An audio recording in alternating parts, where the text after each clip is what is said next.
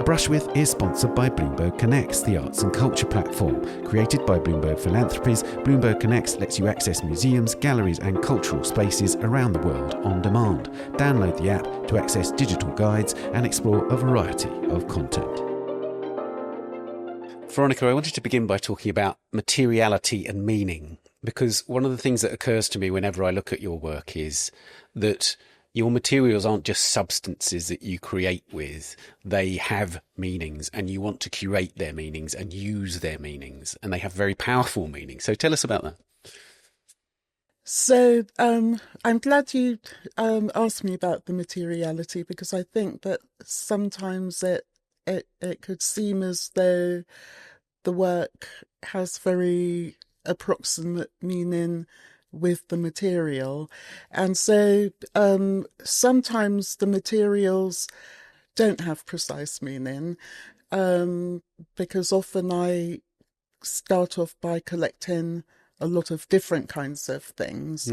And so just thinking, for example, about a work called Confluence, which are a collection of apple packing cushions, which look a bit like jiffy bags, except that it doesn't have the pocket. And so I've studied a whole group of those with pins.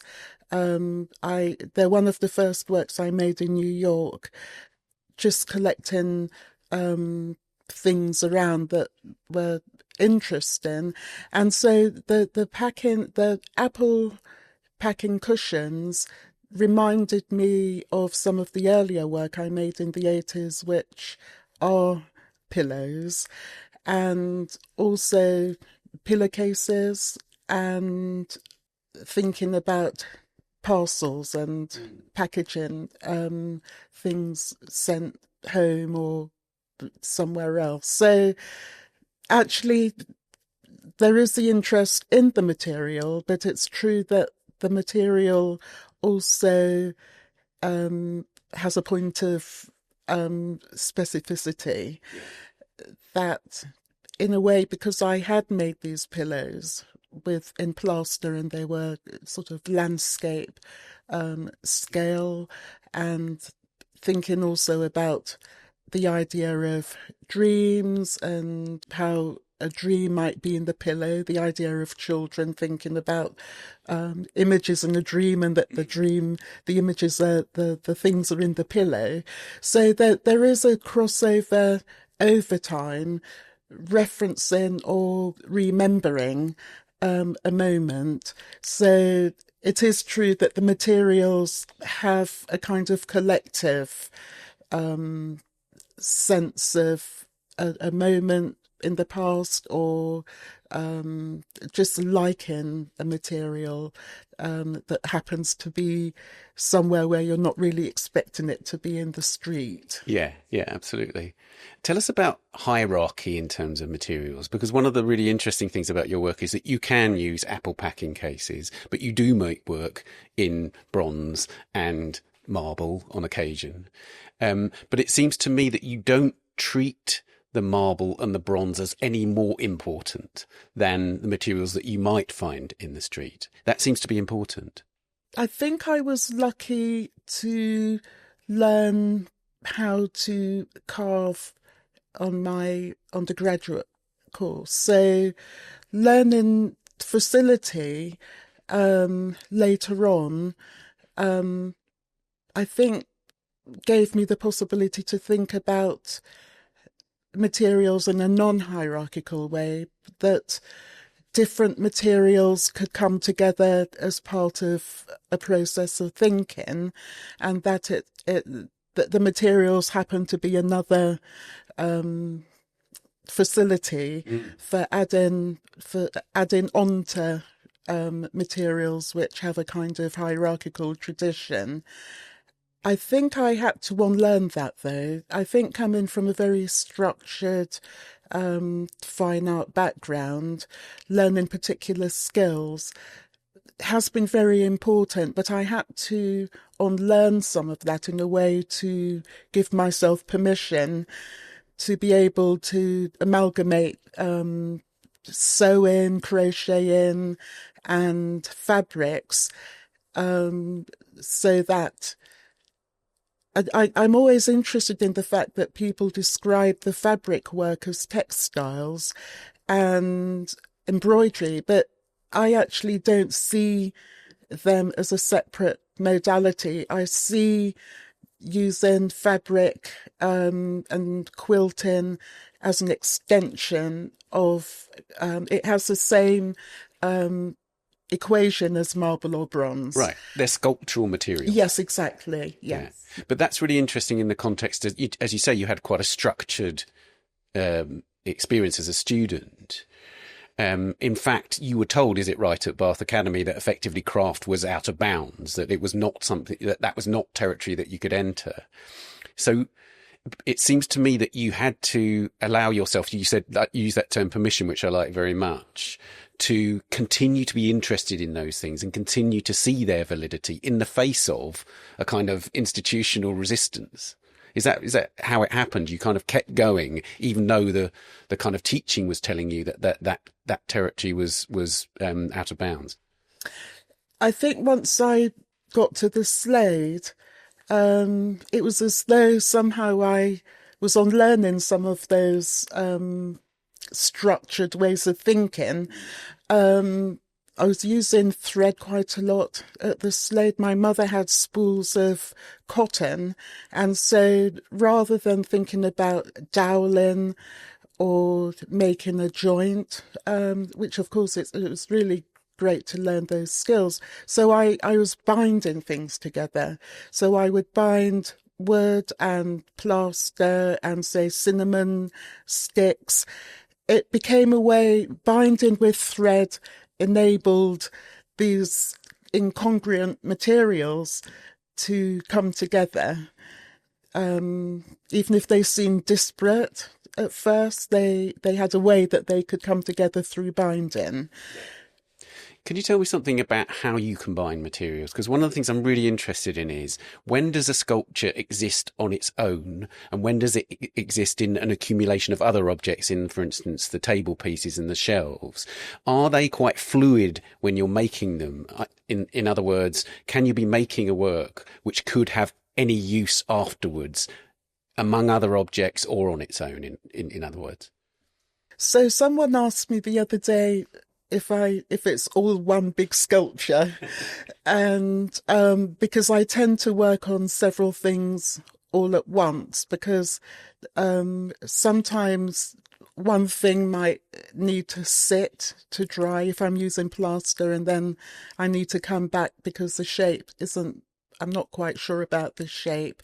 What's tended to happen over the years, actually, thinking about the exhibition that started at the Pulitzer, and then going over work and seeing that there are threads that go through the work over the entire career. And sometimes I found it interesting to find, oh my goodness, I had completely forgotten about that. And that there's a connection, even though it's different. It's as though time and space somehow a part of the mode of thinking, and so that there's a kind of fluidity that it's not repeating itself.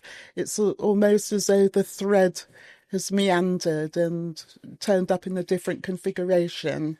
I know that you said that the idea of the thread is a kind of conceptual paradigm within the work. It exists as obviously a very literal form in the work, and it's a material, but it's also, you're engaging in threads between subject matter, between social and political subject matter, but also deeply autobiographical subject matter, right? So tell us a bit about that, and about this idea that you can have a kind of an overarching concept which can pull into focus different aspects of your thinking at different times. Yes, I thank you for putting it like that, and understanding the kind of metaphor for the thread also being having the capacity to mend. So the thread often is amending over time, and sometimes there's also unpicking. I remember, I mean, just thinking about my mother, for instance, if she taught me how to sew, but if I did the first way that she was teaching me, if she was making a dress and I had to make the hem, do the hem, if I hadn't done it properly, I had to take it out again. The idea of the sort of domesticity of sewing is just it limits a kind of construct of thinking if it's looked at too literally as a mode of expression in the work. Yeah. It's a language, right? I mean, this is one of the things, it seems to me that your work is so concerned with language. And I mean that in the very evocative titles on the one hand, but also that it seems to me that the materials are a form of language. They are talking to each other when they're combined, rather like sentences, especially when you have certain materials contained within others like nets and so on, or within a shelving unit. It feels like structures of language. And I wonder how much you think about that when you're making the work. Yes, language is incredibly important as a vehicle for giving tangible meaning to an idea. And so because my ideas move around in tangents, something like the shelving enables different paradigms to come together. So I'm interested in psychology and the idea of the unconscious. So sometimes when I'm working, I like the idea and I toy with it that my mind is telling me what to do. In fact, it's me telling me what to do, but I like playing with the notion that I'm allowing myself to be directed. And I think I find that interesting because it could be seen in psychoanalytic terms as either it's somebody isn't well, so they're hearing voices and the voices are giving instructions. I like to think that if I'm supposedly hearing voices, that the voices are giving me quite helpful instructions rather than, I mean, we see all these examples of malevolent voices, and I am interested in the whole paradigm of how we decide which is a good voice and what we act on. So in that sense, I'm interested in analysis that really comes into the work in a more direct way, I think, than is often apparent. It's really interesting that you talk about analysis, and I know psychoanalysis has been tremendously important and various writers within it. Of course, one of the areas in which that has been sort of most transmitted through art has been through the surrealists and so on, because what you're describing there seems to me to be very close to automatism, a kind of state that they wanted to be in order to create. They tried very hard in various ways to create a state in which they were allowing an unconscious voice to tell them what to do in a way. I wonder, do you create if you say that you kind of submit to that voice in your head, if you like, at times, do you have to create the circumstances in which it might occur in some ways? Do you have to play games with yourself in order to facilitate that? It occurs independently of any action on my part. I think that the fact of making several works all at once and the sense that they're in conversation with each other, I think is part of thinking about a kind of these idioms that relate, that there is a conversation that's happening, but the materials could be at odds with each other. So for instance, my mother, I was staying with her a few years ago and she brought in cashew nuts cashew nuts in the their outer shell look rather like big broad beans, and so they have to be roasted. I'm also interested in the fact that a lot of foods, things like ackee and cashews and other fruit, have to be roasted, otherwise they have arsenic and other toxins, which is why they're not edible. And birds know, for example, according to the colour of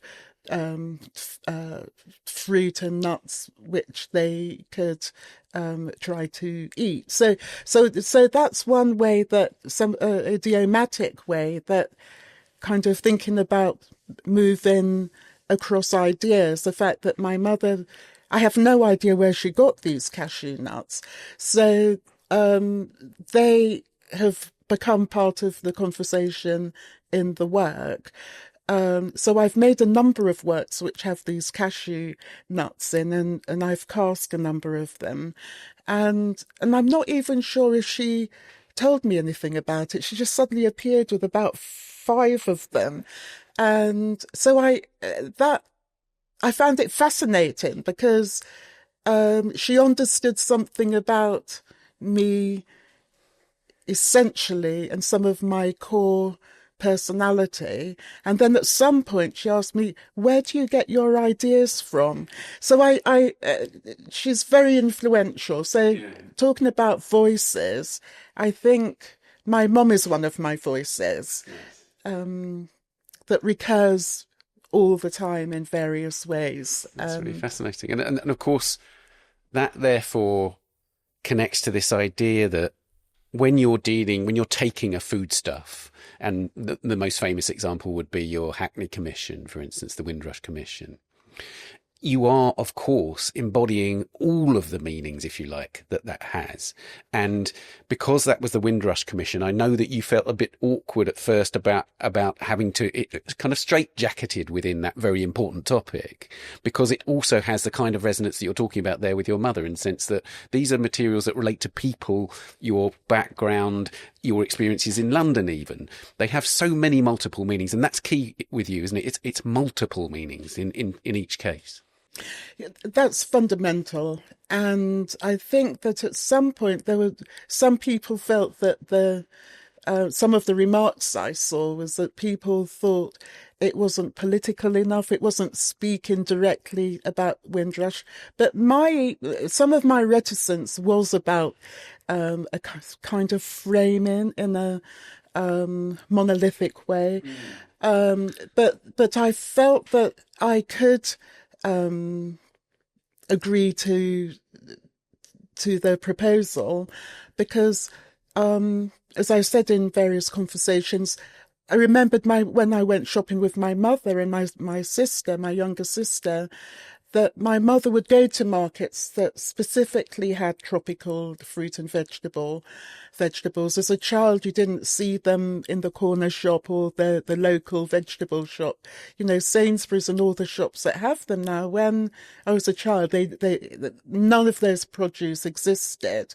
So my mother did go to markets, Notting Hill at the time, Shepherd's Bush, and Ridley Road. And so it was a confluence of things. So she would buy fruit and veg and fish and all her sewing supplies, and sometimes meet up with her friends. Now, one of the things I found interesting going to Nigeria when I left the Slade, I didn't go for a very long time, and also when we went back to Montserrat for a short period of time, was the marketplace. And the marketplace was a place where people often met up with friends and relatives that they hadn't seen for a long time, and so it was a point of conversation. So there are these extended social paradigms which are in the work. And so and also Windrush is so, I mean, you know, what a time historically.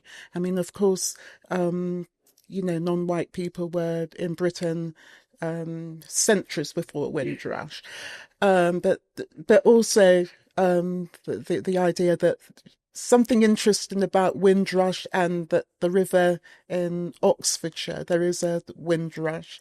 And so my mind moves around all these different connections in the work. But my mother, I took her to see the works in Hackney a few months before she died. She was saying to me, "Oh, my friend is down the road is saying, oh, she would take her." And I said, "No, Mummy, I will take you." And it was her way of saying, why, when was I going to take her? But my mother was very moved because she prayed to God, because she was very religious, but she was also very connected to cultural signifiers, which I found the tension between the two is also in the work. I think that's one of the situations in the work where there seem to be these contradictory elements that come together. So my mother was telling me, that God had instructed me, because when she was pregnant with me, soursops were the only foods that she could really tolerate. So she lived in the countryside, and she put them on top of the shed, and that was those were what she ate when she was pregnant with me. Now, I like the idea that unconsciously I internalized that. But literally, my mother must have at certain points told me this story. And then when she came and she was actually there, it was a different experience, her there with the sculptures, and how moved she was, because all of them were tropical fruit and vegetables. And as children, we didn't really like them very much, because, children like kind of bland food, essentially. So she was very moved by the fact that I had embodied a cultural dimension. I was the only sibling. I was the only child born in Montserrat.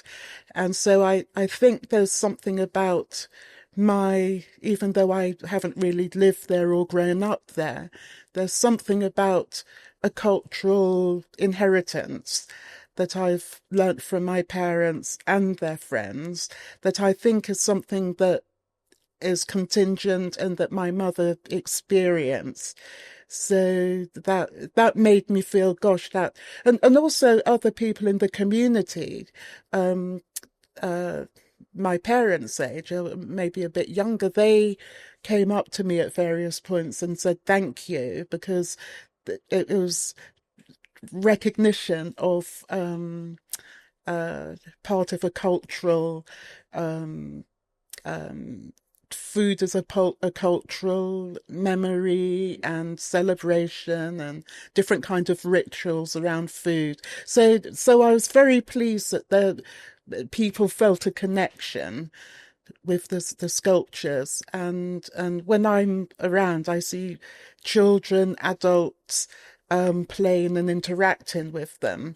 So I'm very pleased that, and one never knows how these things are going to transmit to people. So I'm glad that the community have responded well to them. But I also like the idea that they exist as sculptural objects. And part of my proposal was thinking about Zen gardens, and having many more kind of situated within a kind of, thinking about a kind of peaceful setup. So at some point it would be really lovely to make a larger number of objects. So they're objects, but they have I'm fascinated by the geometry of them as structures as well. So I like the fact that they exist on all these multiple paradigms. Let's move on to the questions that we ask all our guests. Who was the first artist whose work you loved? I have to say my mother. My mother made fantastic quilts. That's so interesting because I was going to ask you about the Gee's Bend quilt Yes, makers fantastic. because you made a wonderful series of embroidered textile pieces called Pathways in the mid 2000s, I think, which seemed to me to relate very closely to Gee's Bend quilts. But then your mother must be in there too. It's my mother who I was influenced by, and then I started looking at Gee's Bend because I thought there's a connection there that quilt making was in West Africa and became part of. I mean, it's interesting to see where things come from and where they began, because also there isn't. I'm interested in the fact that there's so many missing pieces, and which actually talks about quilts in a sense, bringing all these pieces together and making a coherent structure. So at some point I did give my mother a book with the Gee's Bend because I thought, oh my goodness, my mother would never have seen these quilt makers, but there's some kind of inherited sensibility and incredible colour sense. It seems like you knew very early on in your life that you wanted to be an artist. Do you credit your mother with that? Absolutely.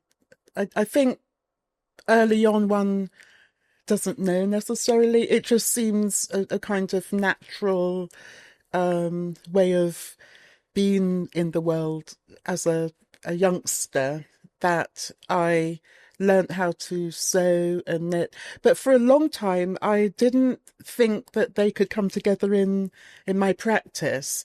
It was later on, I found that what was happening was that at certain points, I would be doing one or the other unless I was working for a specific exhibition.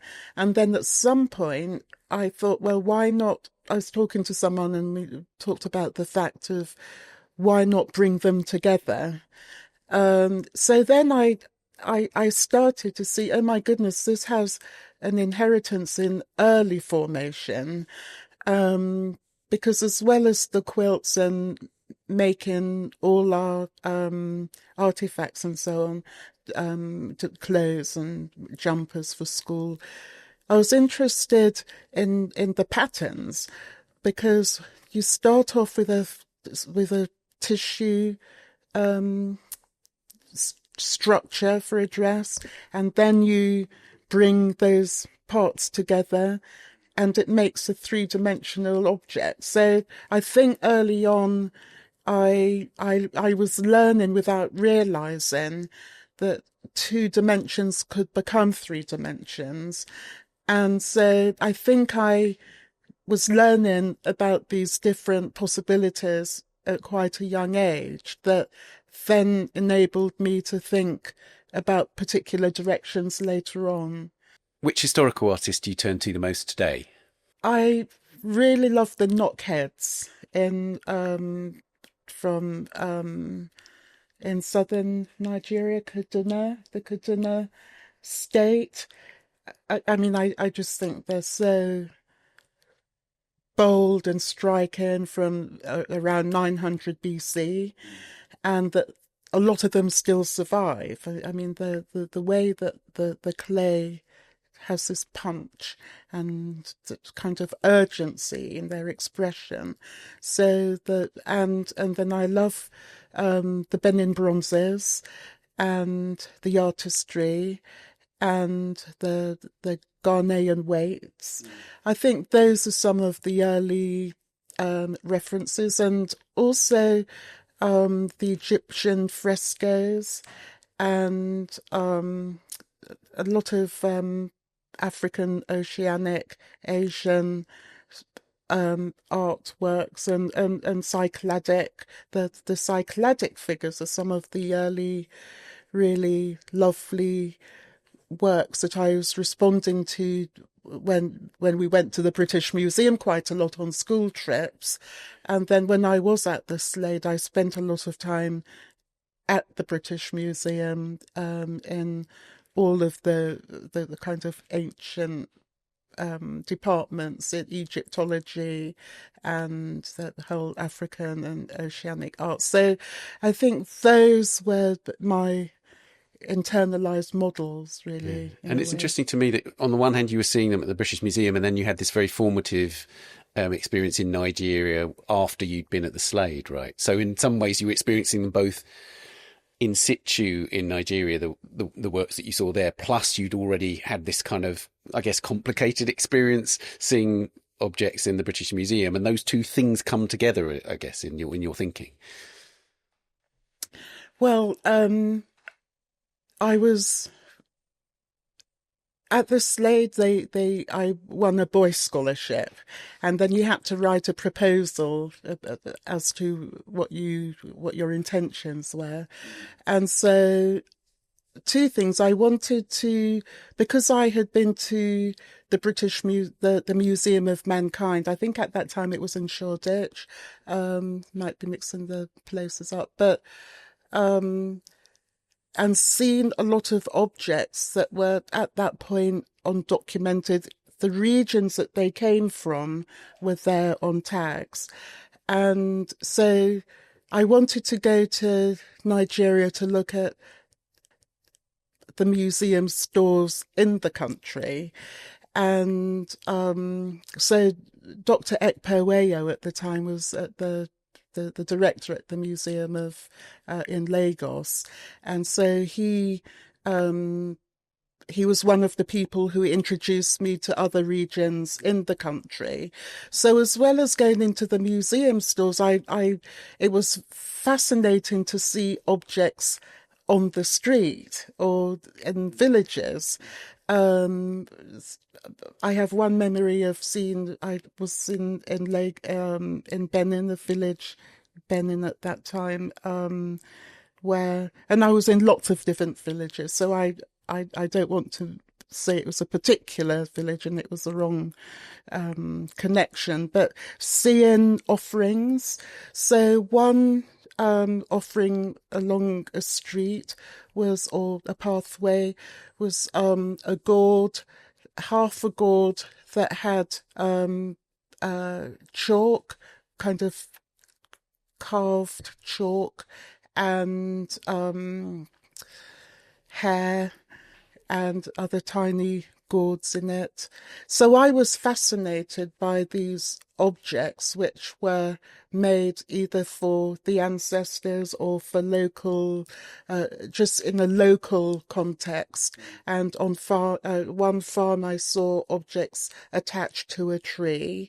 So they would be for to enhance growth, protection, and so on. And so I found that as a way of daily life really interesting, because traditionally there wasn't a word for art in West African culture or other parts of the globe.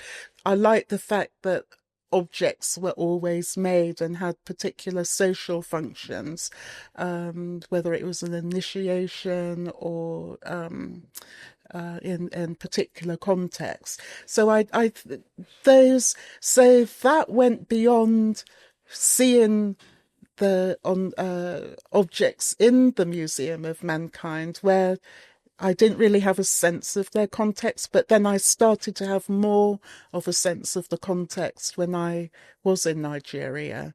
And so I travelled to Kaduna, to the northern part, and saw different kinds of work according to the environment. So that was very exciting. Sure. It's interesting to me that at the same time that you must have been exploring those sorts of things, you were also looking very deeply at women artists like Eva Hesse and Louise Bourgeois, who seem both very present in your work in different ways. Yeah. Tell me about that. So, were you aware that in a way you were conflating, were connecting, if you like, sculptural work that's being made right there and then with the ancient history? So I was interested that in the 80s I saw an exhibition at the Serpentine that had some of Louise Bourgeois' early kind of figurative works. And then so she was also married to Robert Goldwater, who was an African art specialist. Yeah. So she would have been exposed early on to a lot of the work that he had, and they would have been in their home. And so I found that interesting, that connection. And then, so Eva Hesse was and still remains a really important artist. And then I more recently saw some of Senge Nengudi's work and thought, oh my goodness, there are these connections that I wasn't aware of, because Senge wasn't available in any part of the British curriculum. But seeing historically, they must have been aware of each other in the States. Eva Hesse was really very important before. You saw her at the Whitechapel, right, in '79. So that must. So you, I think, at '79, if I'm right, you were sort of middle way through your Slade degree. So that must have been just so transformative, seeing that show. It was fantastic to see how she used very ordinary materials and had so much poetry and emotion and psychological resonance. That was a really important, fundamental exhibition. I think the most important exhibition at that time at the Slade. We mentioned Bourgeois, and one of the interesting things in your work seems to be a sort of abstract connection to her work in some ways. So there's a wonderful piece called Armature from 2017, where you have these kind of soft forms which are punctuated by pins, long pins, effectively. And it seems to me that that has a really interesting relationship with Bourgeois, because you mentioned that the wonderful drawings and prints, the Saint Sebastian drawings of the female figure with these arrows, with punctuating her body. There's a really interesting dialogue, it seems to me, between those prints, those drawings, and the way that, in a way, you draw with your sculptural materials. I'm always aware that one can follow your line through the work to a certain degree, and that seems present in that piece. That's amazing you make that connection, because I looked at those prints of hers and I was really moved by those graphics, but I hadn't made a direct connection with my with that piece I made at the art house. And which is a place which is in Wakefield, right? So yes, it's exactly. in Northern England, yeah. Yeah. So, but that's really interesting to see how one internalizes, embodies something that's important, and then it has a resonance somehow in one's own experience. Because also I was fascinated by the fact that she used some of her own clothes in some of her work. And so she's one of the artists who has been important in terms of seeing that one could use whatever you have. And I think that's one of the thinking about idioms and so on, when I didn't have the possibility for mixing sort of bronze with fabric or paper, that using what I had access to was another way of giving permission. And so then all these different modalities come in together.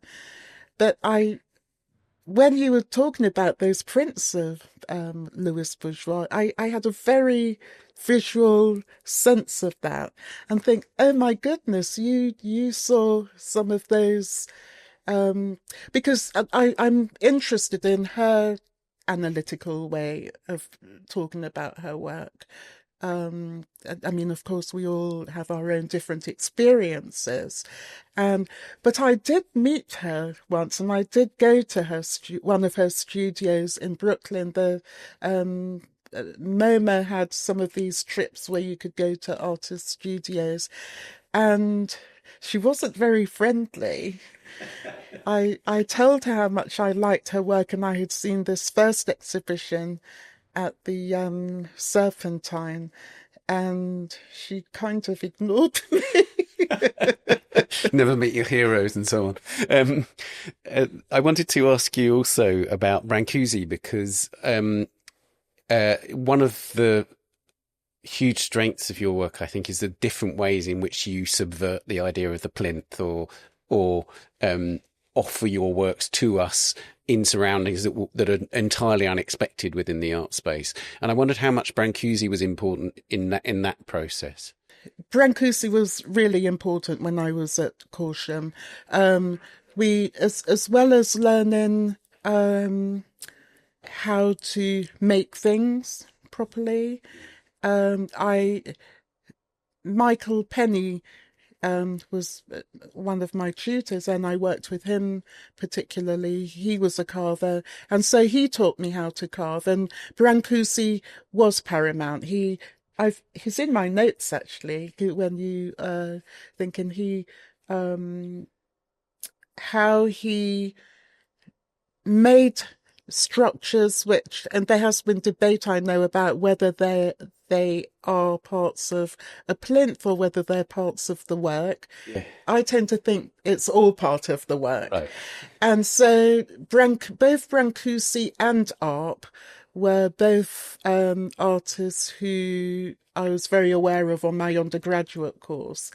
But I was also aware of the women artists in some of these artists' lives who were making, I mean, Annie Albers, for instance, and her fantastic weaving and so on.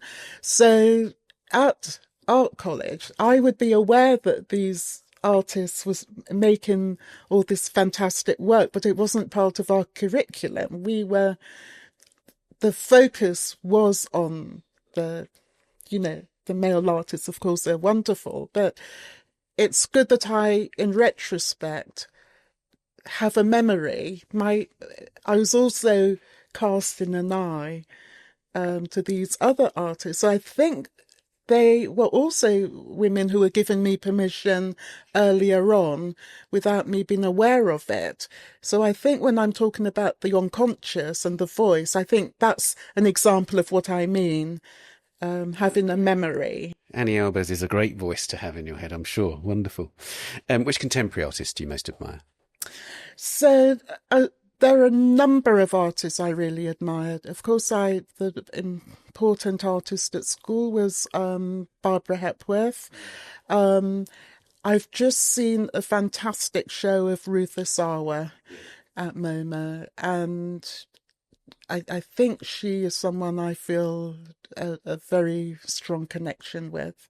Her background, and I first saw her work at Tate St. Ives. In terms of how she was able to construct these incredible structures out of wire in her kitchen with 6 children, I think that speaks to me on many levels, and her background and being interned and so on. I think I see a kind of equivalent, not the same, but the fact that her family came from somewhere else and she was able to make use of that side of her creativity and with children and involving her children to help. I think that's incredible. I wanted to ask you about to what extent you see your work as embodied and relating to the body, because on the one hand, Ruth Asawa's work is deeply involved in a kind of abstract language, but of course it's deeply related also to the body. Do you see that parallel in your own work? I mean, I know there have been works, for instance, where you've measured the kind of circumference of your body and so on.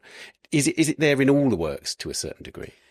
I think it's there in all of the work. I think the body, the pillow structures and some of the other works that have disappeared, I determined how big things could be in relation to my own body circumference. So on that abstract level, there is that direct relationship to the body. And then in other works, the body is, I think some of the works I've made in New York that aren't here, where that's become much more tangible, is that when I first went to New York, I was in a studio in a foundry, and it was 12 by 12. And so it felt as though I was in a kind of womb-like setup that enabled me to make these small structures, which were an extension of this environment. So then it was making me think of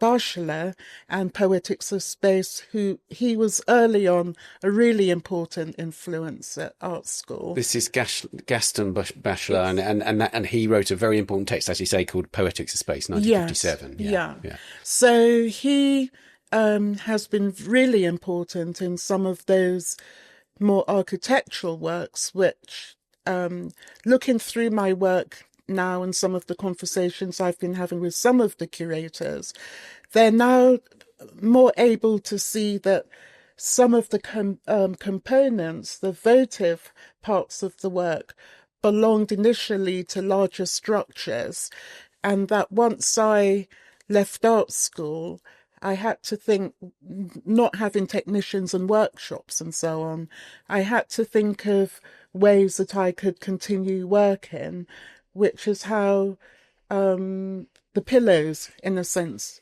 emerge. So whilst there is this surreal component to thinking of dreams and memory and relics, they had a landscape dimension as well, but it also provided a function where multiple parts could have a space together or apart. So in that way, the body is very essential on these different dimensions. And so one of the artists at art school, because the course at Corsham was a fine art course, so I did printmaking as well. I was doing etching, and so in the second year at Corsham, Giacometti was also very important. The woman, the Palace at 4 a.m. and Woman with Her Throat Cut. Right. So those, you were talking earlier on about that surreal dimension. So in that sense, the body is embodied in the thinking of the work, and the work I'm more amateur is like a rib cage. And in a sense, it is a kind of female form, and a number of the works at the art house are accumulation of pillows. And so going back to my mother again, and I've mentioned in other talks, she saw adults collecting flour sacks, making those into pillowcases, embroidering them. And so some of the pillows ideas come out of some of those early stories, and thinking about flour sacks and, the stacks of, and the cotton must have been very good at that point. And so going back to threads and weaving back and forth and seeing how there are these wider strokes and connections, I think partly that question about whether it's all one big sculpture, I think that's how that could make sense in that respect. But there are these different concerns in the work as well that kind of sometimes come together and sometimes they don't. That's wonderful. What do you have pinned to the studio wall? So because I move around quite a lot, I was looking at the wall this morning because I've been away and had to, they were replacing all the radiators. So everything was packed away. But on the kitchen wall, there is a poster of the Dislocations exhibition that I co-curated with Hilary Gresty in Kettle's Yard. There's one of the artists at the Slade thought it would be quite nice to make a little book about our time at the Slade. So I've got that up. I've got my picture up with the sculpture I made. And then I've got a collage that has pins, needles, those little basket images that needles are stuck in. So I've made a little collage, and it just happens that those are the three that's there, because typically the wall is full of all kinds of things. This just happens because everything had to be packed away. Which museum do you visit most frequently? Well, because I'm in transit quite a lot, more recently it's the Met, and I think it's the Met more recently, but it was the museum, the British Museum, those two particularly. In the Met, have you visited the new Rockefeller wing and seen those African sculptures in their new surroundings? I know that, for instance, Charles Gaines felt that was an enormously important collection to him as he was forging his own language. When you go to the Met, are the African objects, which of course will relate to those that were formative for you in London, will you seek those out? It's such a huge place. And I used to take students to various parts, and I tend to focus in that wing, and so the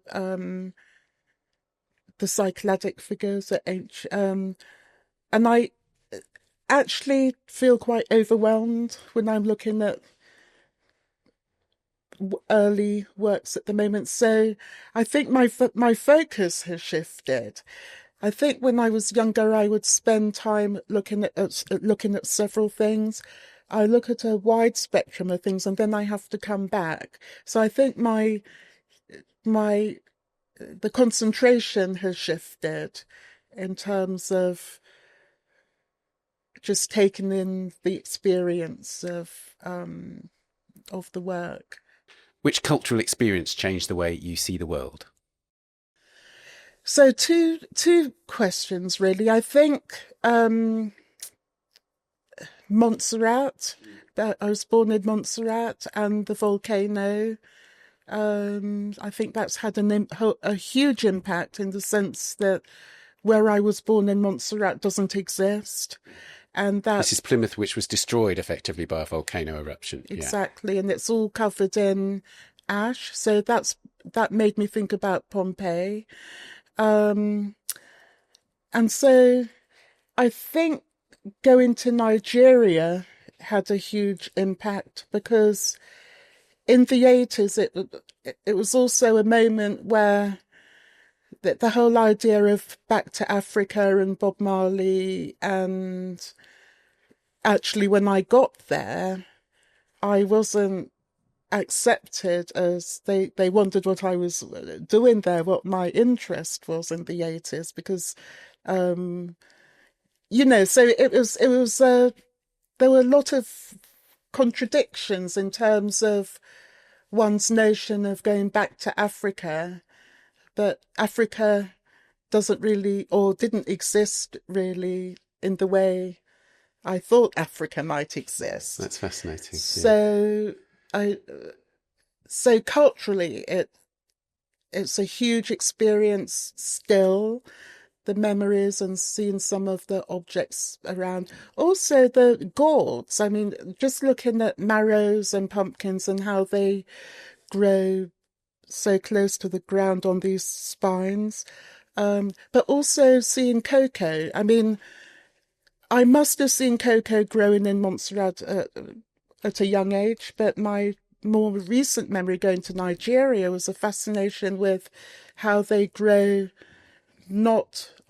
they grow off trunks of the trees, and I found that really fascinating, both as a sculptural paradigm, but also as a just in terms of its formation and the colours of the cocoa pods. So I did try to bring cocoa pods back with me, and I didn't realise actually they would rot within a few days, or that at least that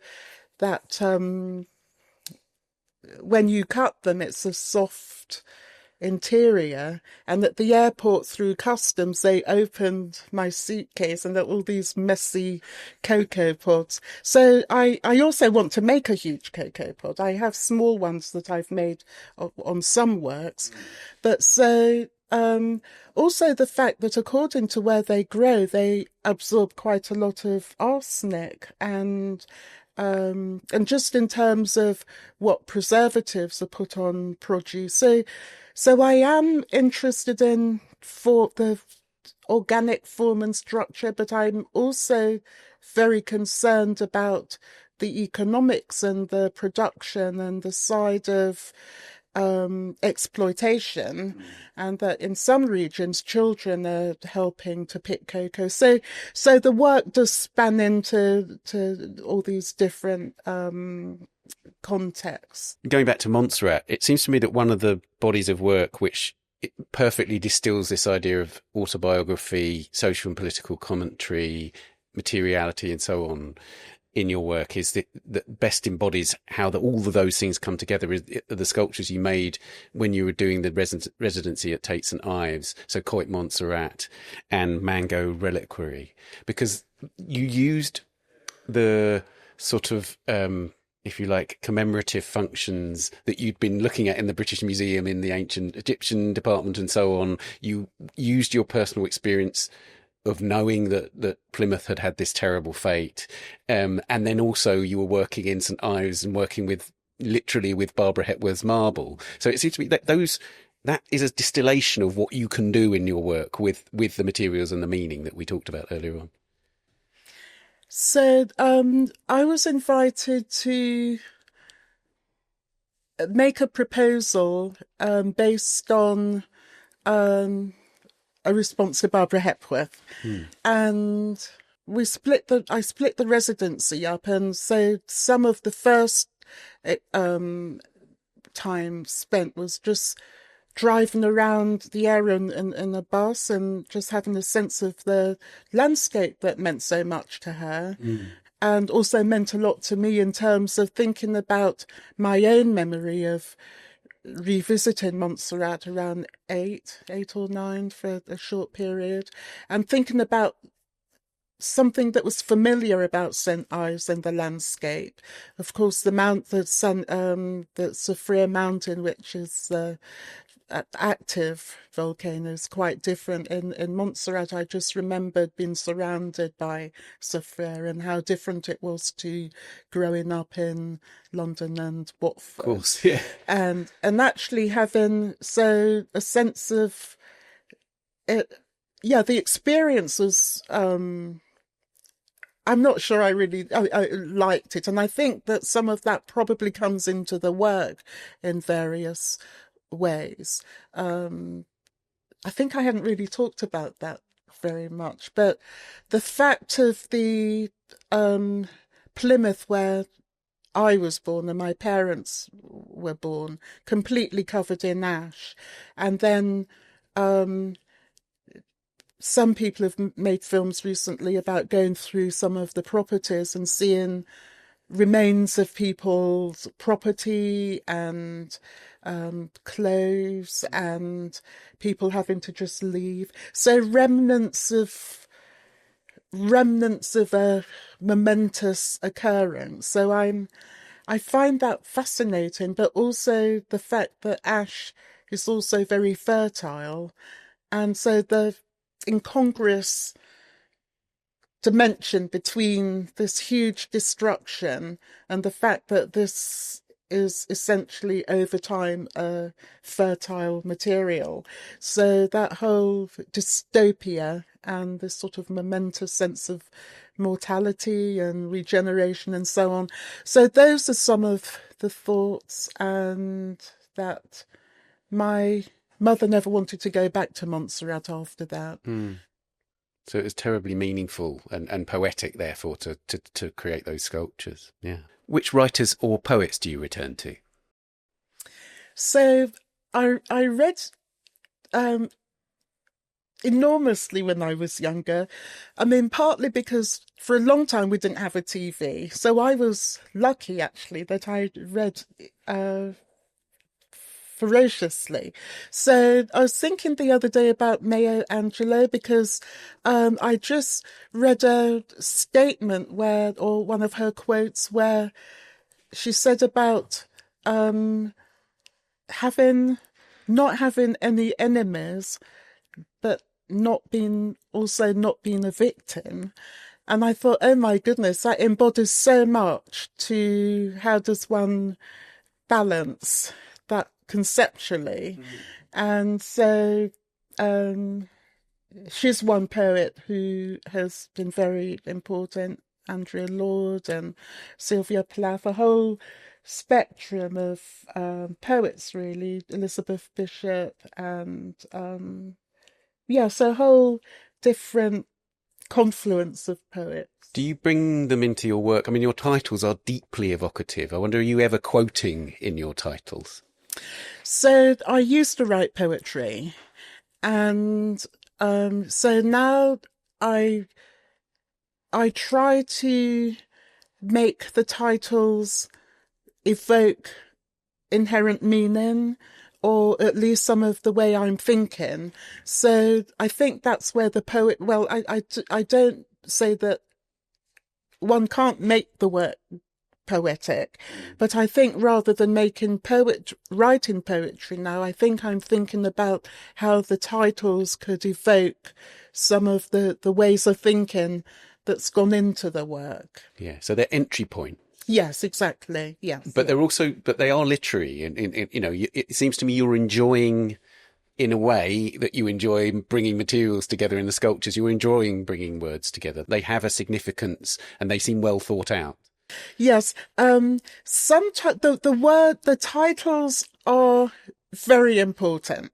Sometimes when in more recent work, because it takes me a while to form what I want the title to be.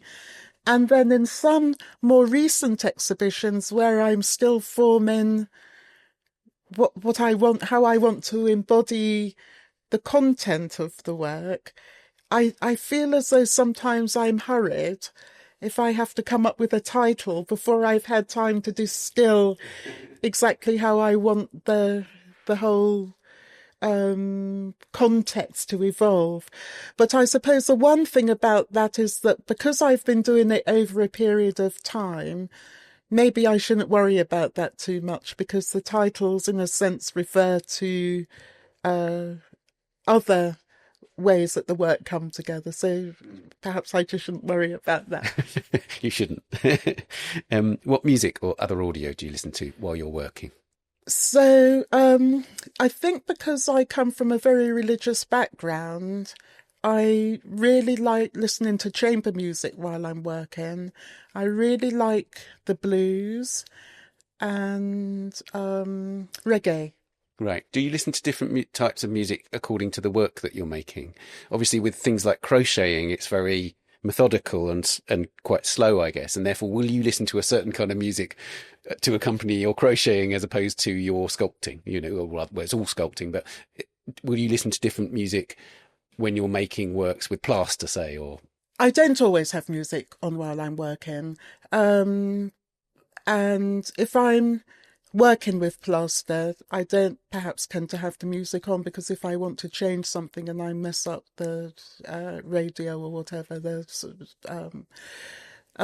I tend to listen to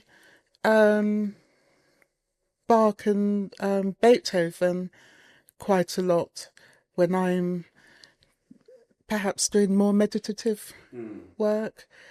It's interesting you mentioned that, because I think I do it automatically without really thinking about it. But because you've mentioned it, I do see that particular work would be would be uncomfortable if I was listening to reggae, for instance, where actually one's impulse is to dance. So the music does have its particular moment in the work. Is there a particular discipline in your daily working life that you see as an essential ritual? Well, nowadays I try to make sure I get enough sleep because I'm traveling so much that if I'm very tired, I think I tend to work in blocks of time. So, and again, according to the material. So if I'm using a messy material, I try to organize everything so that everything is there. I've got a system. I now know how not to make a big mess, get it all over the place. Also, I'm over time now. I have a bit of an allergy to plaster dust, so I notice I don't really like things to get too dusty. Although the environment isn't clean by any sense, but according to what I'm working on, I do want to make sure that if I'm knitting or crocheting, and then of course they come together with the other works at some point, that it's the right environment to make the particular works. It's interesting that you do need the right environment in order to process different forms of work, right? There are different parameters that affect how you make work in different materials. And if you are involving so many materials, inevitably you're having very different modes of working at different times. Yeah, absolutely. And I think over time, I just have a system now where if also quite recently, a work that has just come down from Paula Cooper, Archaeology of the Black Sun. It was a work that I had to find many of the parts for. So they were not really all over the place. They were behind bigger sculptures. So I had to get behind these larger structures to find some of the work that's sort of packed away in smaller containers. So, and what's happened as I've been bringing out some work is that I'm finding, oh my goodness, I've got all these other small parts that I'm in the process of bringing together with other parts. So the structure shifts as well over time. And that there are some works that people haven't seen that I need to bring out of a cupboard, but I need to move the things away from the cupboard first in order to get to them. So people are sometimes surprised to see work that they haven't seen before. And so one of the works that's going to be in the exhibition here, excavation and of course retrieval at Paula Cooper, is this concept of finding things that were put away, but in a literal sense, but also how that relates to how we store memory and cognition and what becomes revealed in different circumstances. If you could live with just one work of art, what would it be? One of my mum's quilts. Do you have any around you anyway? Well, we have to share them with our siblings. Okay. But I've got one. I have two, and then the others are in her estate. I've got one which we use quite a lot when my children were younger, and then it got quite used, so I've made it into a cushion, and a big cushion, and it's got suture on it. And then I have another one which I'll just keep, not use in any context. It's this thing about wanting to use them, but on the other hand, if you use them, they'll just disintegrate. So it's this kind of conflicted thing about wanting to hug them and then wanting to live with them as an object. And lastly, what is art for? Well, I think art is an extension of ourselves, human condition. I think art is an essential way that we express our interior self in relation to the exterior world, and that whichever environment we're in, that art enables us to be able to construct our own reality. It's a hard question because I know that there are different notions about art should be for this, that, and the other, but I think essentially art is a kind of, I think there's a side of the human self that is a creative being, and so however one evolves as a person, we have different facilities for our modes of creativity, our mode of art, as it were. Veronica, thank you so much. Thank you. Veronica Ryan, Multiple Conversations, is at the Whitechapel Gallery in London from the 1st of April to the 14th of June 2026. And that's it for this episode. Do subscribe wherever you're listening and give us a rating or review on Apple Podcasts. Please also subscribe to the Art Newspaper's other podcast, The Week in Art, a deep dive into the latest big art world stories, the top shows and the key issues every week. And subscribe to the Art Newspaper at theartnewspaper.com. We're on Facebook, Instagram, Threads and Blue Sky. And a reminder that my book, What is Art For?, which features 25 of the conversations from the A Brush With series, is out now and published by Henne. Production, editing and sound design on A Brush With are by David Clack, and the producer is Amy Dawson. Thanks also to our designer, Daniela Hathaway. A big thank you to Veronica Ryan. Bye for now. A Brush With is sponsored by Bloomberg Connects. Explore Bloomberg Connects today and discover cultural institutions on demand.